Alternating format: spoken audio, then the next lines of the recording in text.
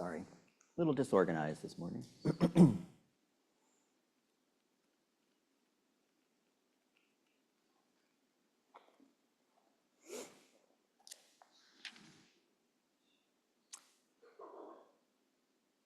So our second reading today actually comes to us from the Old Testament. We find it in 1 Kings. It's a pretty famous story about a guy named Solomon that we're all pretty familiar with. It starts with verse 16. Please listen for the word of God. Later, 2 women who were prostitutes came to the king and stood before him. The one woman said, "Please, my lord, this woman and I live in the same house. And I gave birth while she was in the house. Then on the 3rd day after I gave birth, this woman also gave birth. We were together. There was no one else with us in the house. Only the 2 of us were in the house. Then this woman's son died in the night because she lay on him. She got up in the middle of the night and took my son from beside me while your servant slept. She laid him at her breast and laid her dead son at my breast. When I rose on the morning to nurse my son, I saw he was dead. But when I looked at him closely in the morning, clearly it was not the son I had born. But the other woman said, 'No, the living son is mine and the dead son is yours.' The first said, 'No, the dead son is yours and the living son is mine.'" This is a gruesome debate. So they argued before the king. And then the king said, "The one says, 'This is my son that is alive and your son is dead,' while the other says, 'Not so. Your son is dead and my son is the living one.' So the king said, 'Bring me a sword.' And they brought a sword before the king. The king said, 'Divide the living boy in 2, then give half to one and half to the other.' But the woman whose son was alive said to the king, because compassion for her son burned within her, 'Please, my lord, give her the living boy. Certainly do not kill him.' The other said, 'It shall be neither mine nor yours. Divide it.' And then the king responded, 'Give the first woman the living boy. Do not kill him. She is his mother.' All Israel heard of the judgment that the king had rendered, and they stood in awe of the king, because they perceived that the wisdom of God was in him to execute justice. This is the word of the Lord.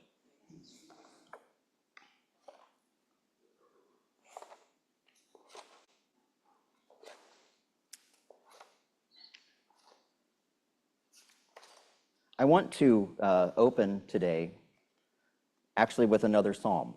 This was a psalm that I read on Friday evening when we ended our service. This is not a psalm that you find in Scripture. This psalm was written by middle schoolers as an assignment to write a psalm of lament about the issue of gun violence. It's brief, but it's powerful. It says this: "Dear God, students everywhere are suffering.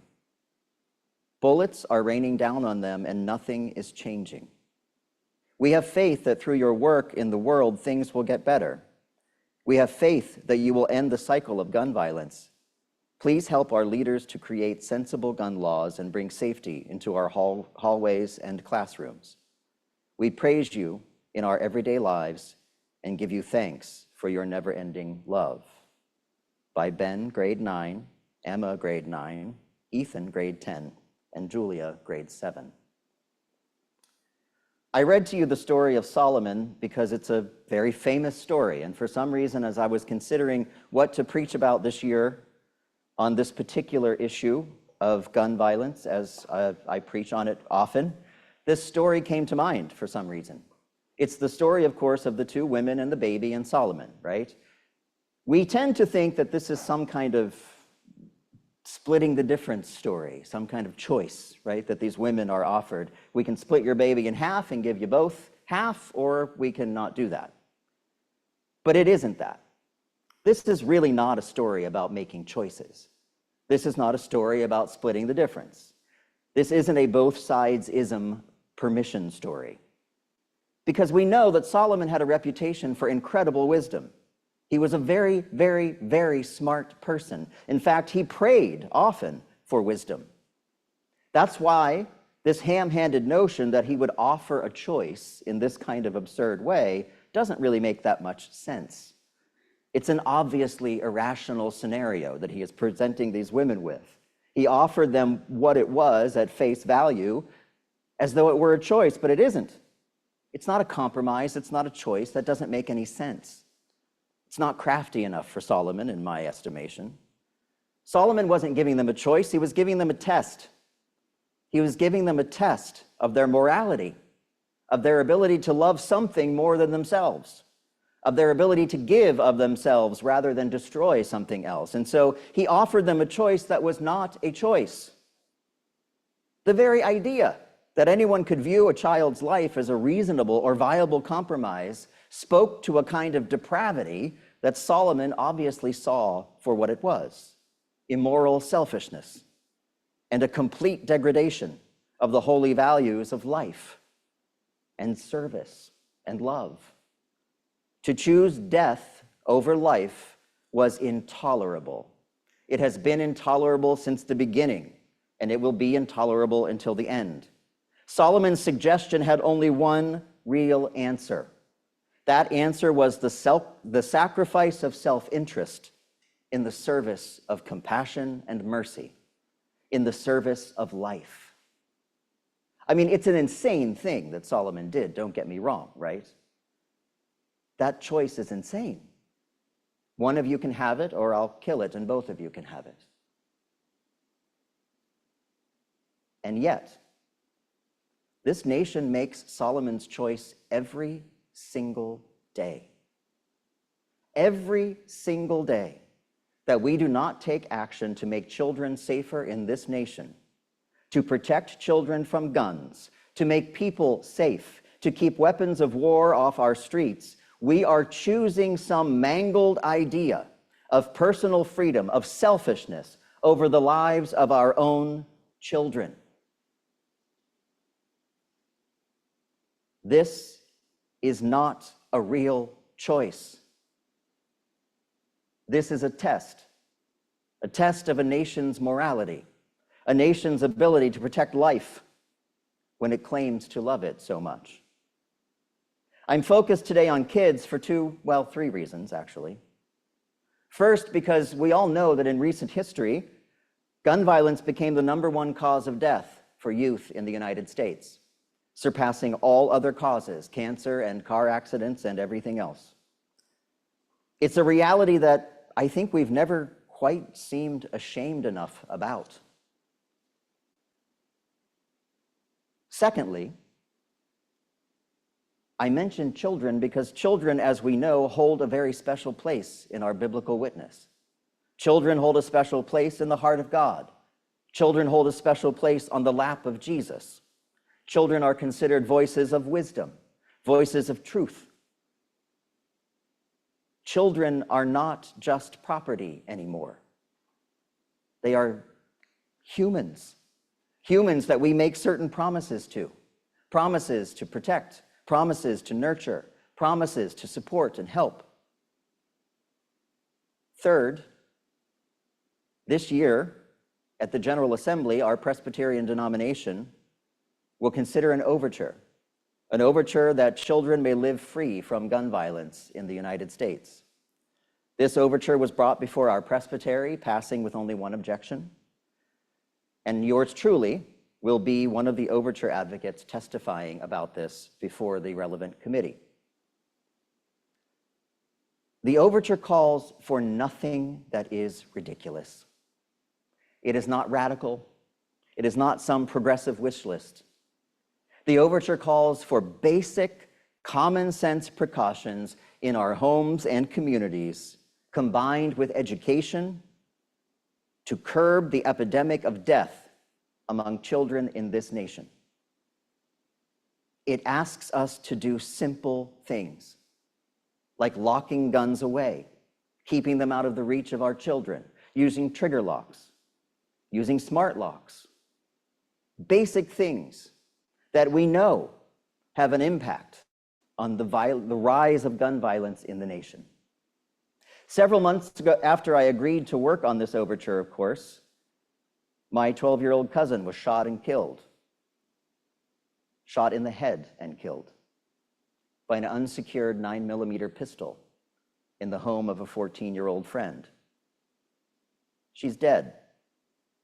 A 14-year-old is on trial as an adult, and a father will be charged for not securing that weapon in the way it should have been secured, for not being responsible enough to keep it out of the hands of kids. Basic gun safety would have saved Ashlyn's life. Let me say that again. Basic gun safety would have saved Ashlyn's life. That is a fact. That is not debatable. That is real. Every day, adults make a choice. We actually seem to believe that somehow Solomon's choice is a choice, as though choosing inaction in the face of wholesale death is some kind of reasonable choice, as though some choice to not manage this plague that has currently infected our nation is a real choice. Let's do nothing. That seems like a reasonable choice. There is no choice. The church has no options here. Adults have no options here. The issue of gun violence in the United States does not have two sides. No matter how hard we try to hide behind the illusion that there is a political debate to be had here, the fact remains that there is a problem in this nation, a problem that costs tens of thousands of lives every year, thousands of kids killed or injured. Somebody has to tell me what the debate is here. How many years ago was it that some lunatic tried to blow up his shoe unsuccessfully? He failed. And yet I take my shoes off every time I go to the airport. How many of you have played lawn darts recently? You know why you haven't? They were banned. You know why they were banned? Because they kill kids. In fact, toy guns have more regulations governing them than real ones do. From lawn darts to call recalls, we have always taken safety seriously, except in one instance. When it comes to that one thing, the one thing in this country that kills more kids than any other thing in this country, crickets, nothing. The same people who have no problem regulating cars, food, and women's bodies seem to have a real serious problem regulating the most lethal thing you can own in the United States. In fact, it is astounding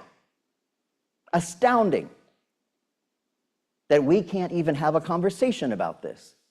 Because I can promise you, most parents I know, when their kids are in danger, they have a lot to say about it.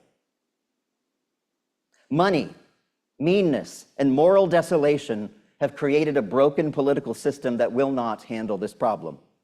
Media and punditry tell us that we can't fix it. They tell us that we are too divided, that we are too partisan. But let's be real here. Not fixing it is a choice we make. A choice that shouldn't be a choice, but it's a choice we make. A choice made by politicians and people every single day. Solomon's choice. An irrational choice. An irresponsible choice. A choice that shows a lack of love. The people who proclaim their love of life, proclaiming the sacredness of life, the holiness of life, seem to somehow lose their zeal for it when someone suggests they live by a set of common sense safety rules related to their guns. But the only people who are divided in this nation over this issue are a teeny tiny group of politicians. We, the people, are not divided on this issue. Public support for the common sense approaches that are in the overture we will be discussing at General Assembly, in every legislation that people have tried to pass about this issue. Yes, there are people trying to do something.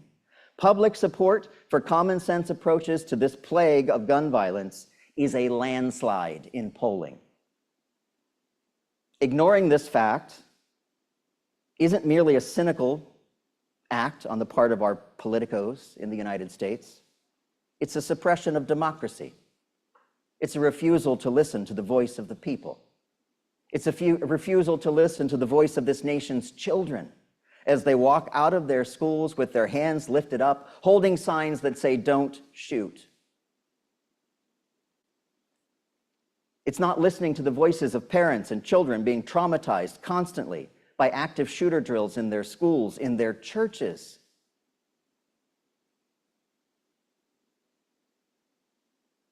A suppression of our democracy in service of power and personal gain in the most lethal and dangerous way possible. Modern-day money changers bartering away morality and life for gold and power. But let me make something abundantly clear. I've been called a radical many times for talking about this issue in my pulpit. I've been called lots of things. I've been told that it's too political and that I should let it go. Gun violence, friends, is not a political issue. It never was. Gun violence is a moral public health issue and should be treated as such. For the church, gun violence is a significant moral issue. For the institution that claims to worship the living God, that claims to worship the living Christ, that talks about resurrection and life, that talks about the conquering of death, it is a moral issue for us to protect the lives of innocent people. That is something we are called to do by God. And not doing it is sin. Accepting violence as normal is not okay. Somebody has to be willing to stand up and say, enough is enough. And there is one voice, I believe, that can speak with a clarity that other voices can't, and that voice is the church. This is a moral issue. It is a spiritual issue. It is an issue that erodes the soul of this nation. It is an issue that fills us with fear and doubt and insecurity. It is a nefarious and craven thing, perpetuated by a political system bought and paid for by special interests. That, my friends, is also a sin. Jesus flipped tables over it. I thought, when school shootings became a regular thing, I thought that was easy. There's no way we could have differing opinions about this, right? These are kids. Kids should not have to go to school every day surrounded by weapons. Kids should not have to be dropped off by their parents while their parents are wondering if they're going to come home that day. Kids should be coloring, not hiding. Kids should be having fun, not trying to escape invisible madmen with guns. And some will say the solution is simple. Put more guns in the school. Arm the teachers. Of the some 30,000 gun violence deaths in any given year, do you want to know how many are in defense? About 600. How successful then is the good guy with the gun theory? It's less than 0.03%. A teacher with a gun? I know lots of teachers. They are not military-trained marksmen. I also know that you ask any sensible police officer, and they're going to tell you, when I enter a school, I don't know who the good guy with the gun is and who the bad guy with the gun is. I'm shooting the guy with the gun. Is that the position we want to put our teachers in? Our pastors? Ourselves? Is that really it? That is the absolute epitome of fighting fire with fire. And you know what happens when you fight fire with fire? You get a bigger fire. These are kids. That should be easy. It's a no-brainer. Come unto me, little children, Jesus says. Unless you are like a child, you cannot enter the kingdom of heaven, Jesus says. Prophets speak about the welfare of children, especially children who live in poverty and marginalized communities where violence is even worse. And in this Pride Month, I would add to that the average lifespan of a transgender person of color these days is 35 years. They get shot a lot too. We have work to do. Because the reality is this: I can preach about gun violence all the time. That's fine. But in some ways, I'm preaching to the choir. And I know that. But to friends out there, I say this: today we may preach about it, but tomorrow we can do something about it. We can begin to become the squeaky wheel, the voice that will not shut up about it, to every politician that will hear us, to every politician that will receive letters and phone calls from us. We can keep doing it, even though, yes, we live in New York. New York, by the way, is a statistical example of how gun regulation can curb the tide of gun violence. We have proven that. We are one of the least gun violence affected states in the Union. The reason is because we have sensible regulations in place. We know that.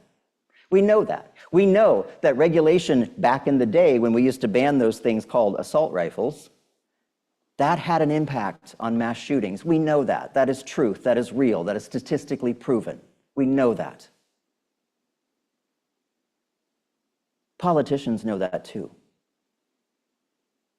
The question is, are they going to make choices that favor the voice of the people over the voice of the powerful and moneyed? Only we can make them make that choice.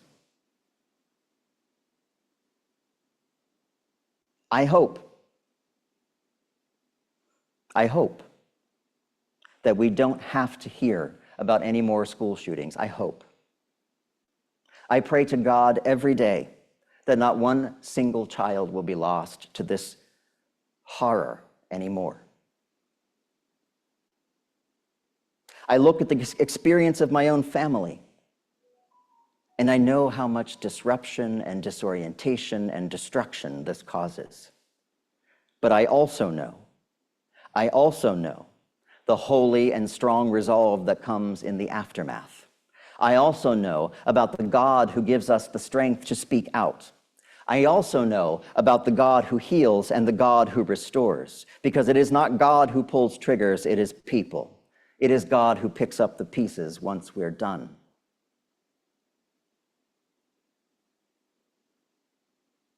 So this year, let's think about kids. Let's think about what we are willing to let our kids endure. Let's ask ourselves how much fear we're willing to give them, how much uncertainty we're willing to live with, how many dead kids we're willing to accept before somebody says enough is enough. Amen.